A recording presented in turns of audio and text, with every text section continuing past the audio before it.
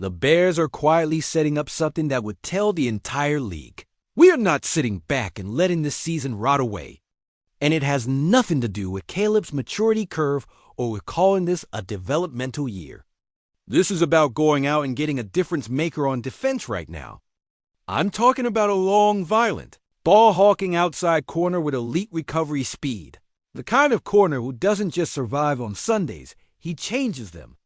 I'm going to walk you through why Chicago is even in this conversation. What's actually happening in our secondary that forced this to the front office's doorstep. Why the timing matters with the trade deadline coming November 4th. And why this specific player from Seattle, Riq Woolen, is popping up as a real target and not just some fantasy name fans throw around online. I'm also going to tell you the risk with him because there is risk. And I'll ask you straight up at the end if you pull the trigger.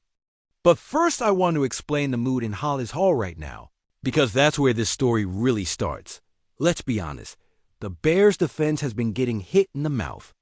We're not talking about giving up the occasional blown coverage and shrugging it off.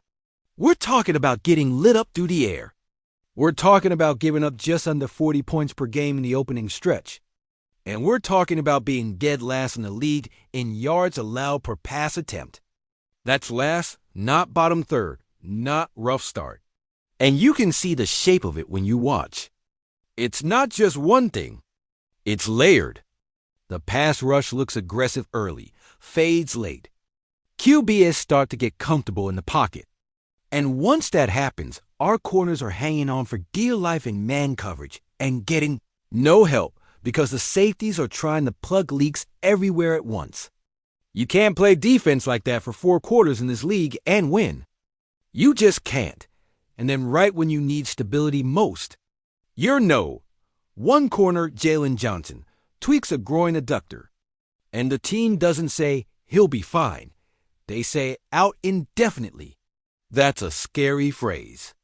That's, we don't know when he's back. Not, we'll recheck tomorrow. So overnight, you go from having an all-pro caliber, paid cornerstone, lockdown guy who erases WR1 South, to scrambling. Now add this. This front office is not operating like it used to. You know this as well as I do. We didn't hire Ben Johnson to hold a clipboard and give press conference quotes about moral victories.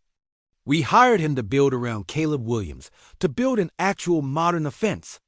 And to demand that the rest of the team gets pulled into the present tense instead of living forever and we're rebuilding. Please clap. The entire point of giving the keys to a young offensive mind was to stop playing 1987 football and pretending this division will wait for us. But here's the part a lot of people miss. You cannot build a young quarterback in chaos. You do not grow a rookie QB by forcing him into 31 to 27 shootouts every Sunday because the defense can't get off the field. You help him by giving him short fields, extra possessions, and fourth quarters where he's not trailing 2 scores already. That means takeaways. That means corners who flip momentum. That means somebody on the outside who can say, no, not today, when the other team comes out throwing. That's exactly why the Bears are studying Riq Woolen. Let's talk about the player first. Because if you don't understand his profile, you won't understand why this is getting real. Woolen is not a maybe he grows into it guy. He is a traits monster. He's 6'4" at corner, which is outrageous length on the boundary, and he can flat out run. We're talking elite recovery speed. He gives you that rare, scary combination, long arms at the catch point, plus closing burst if he loses a step early in the route. And then, the part one care about most, ball production. This is not just a body. This is a turnover maker.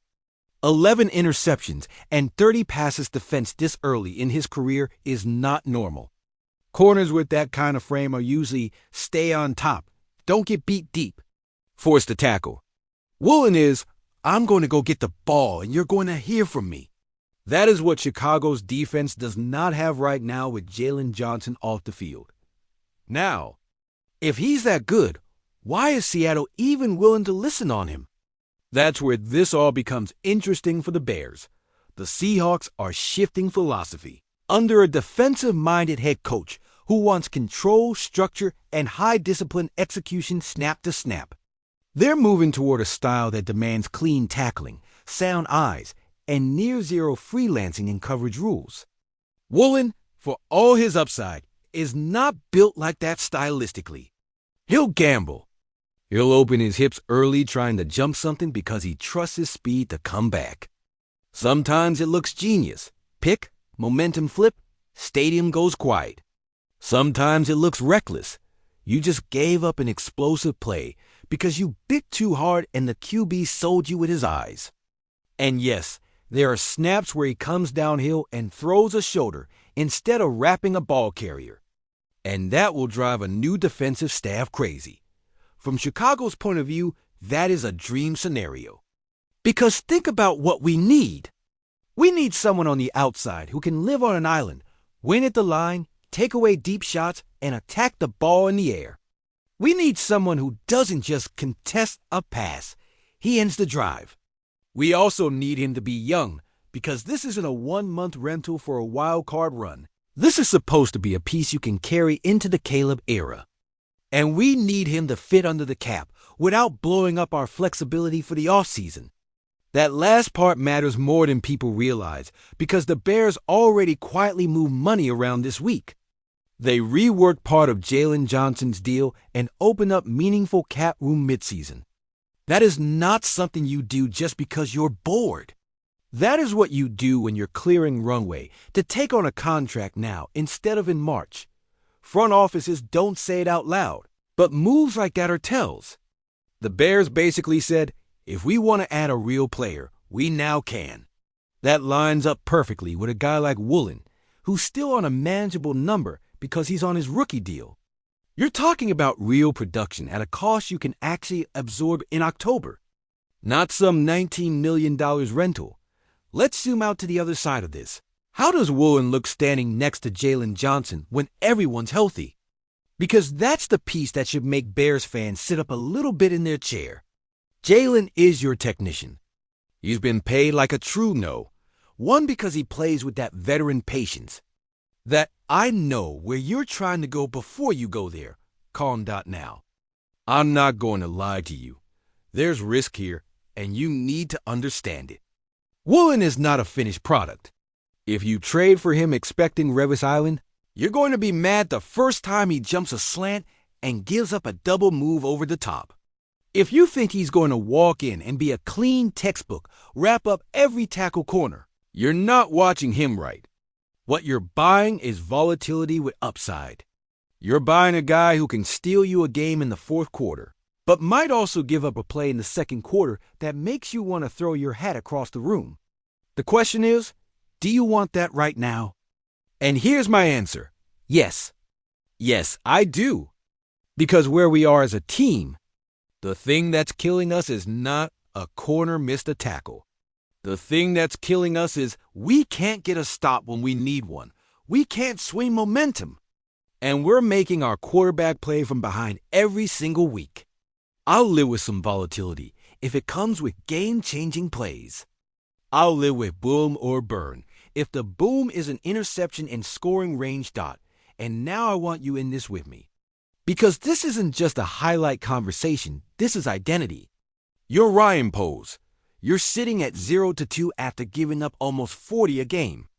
Jalen Johnson, who you literally just treated like core future, is standing on the sideline in street clothes with a groin adductor problem and no exact return date. You hired an offensive head coach to build around your rookie quarterback, and he can't even run his plan if the defense can't get off the field. Do you call Seattle and make an offer for Riq Woolen before the deadline, even if it costs you a meaningful pick?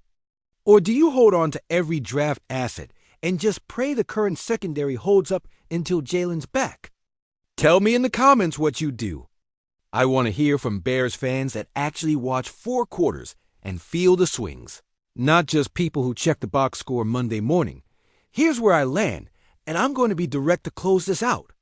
The Bears have been talking for years about changing the standard. This is one of those moments where you find out if that talk means anything.